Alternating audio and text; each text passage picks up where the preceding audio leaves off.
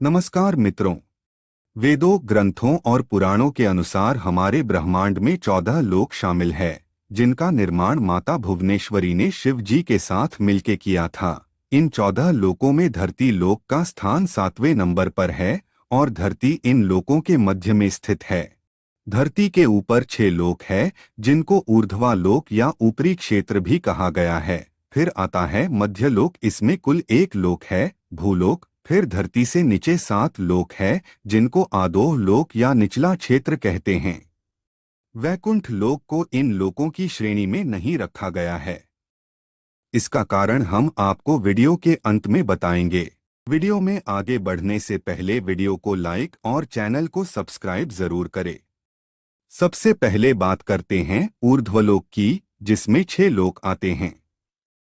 सत्यलोक, इसको ब्रह्मा लोक भी कहा जाता है। सत्यलोक इन 14 लोक में सबसे ऊपर है। इसमें ब्रह्मांड के निर्माता भगवान ब्रह्मा निवास करते हैं। यह पर ब्रह्मा जी के साथ उनकी पत्नी देवी सरस्वती जी भी रहती है और साथ में ऐसी पवित्र आत्मा रहती है जिन्होंने बहुत तपस्या, अच्छे कर्म करके सत्यलोक में अपनी जगह बनाई है।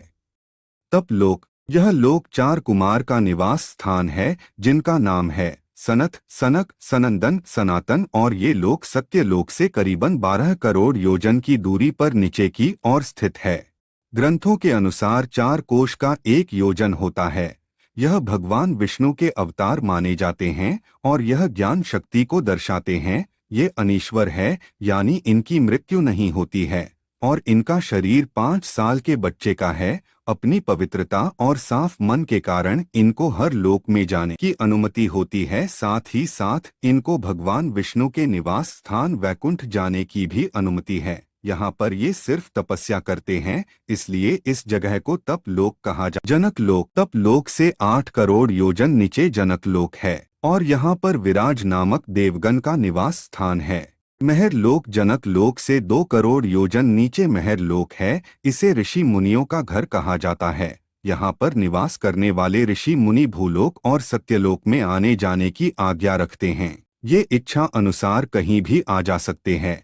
यहाँ पर रहने वालों की उम्र ब्रह्मा जी के 1 दिन के बराबर है, जो कि मनुष्य की उम्र के हिसाब से 432 करोड़ साल बताई गई है।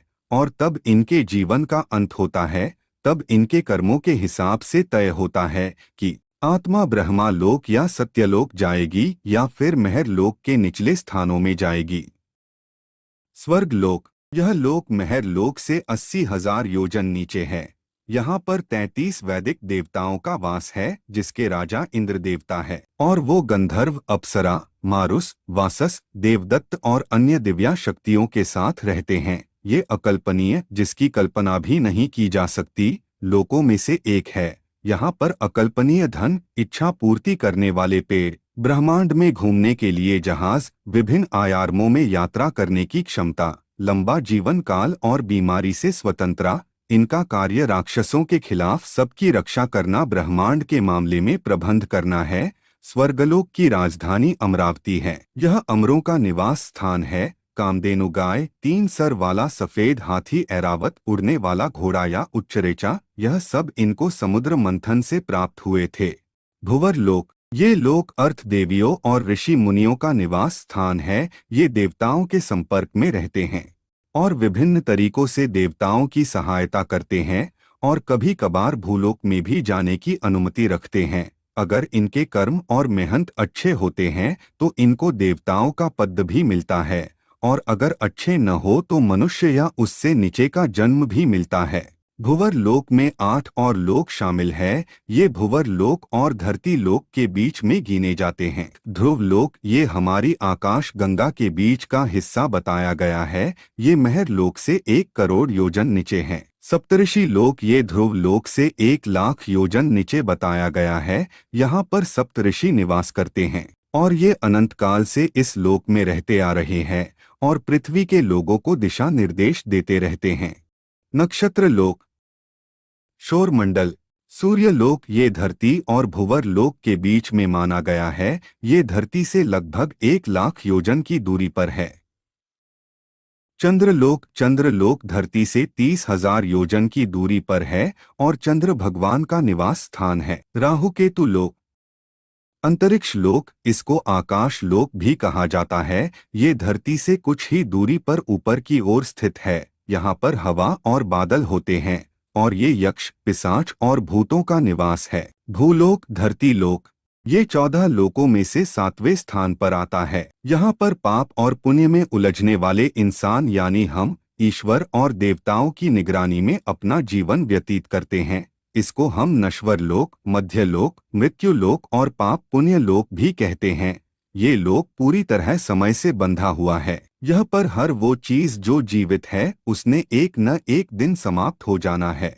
आधोह लोक यानी निचला क्षेत्र, यह भूलोक के नीचे आता है। इसमें 7 लोक शामिल हैं।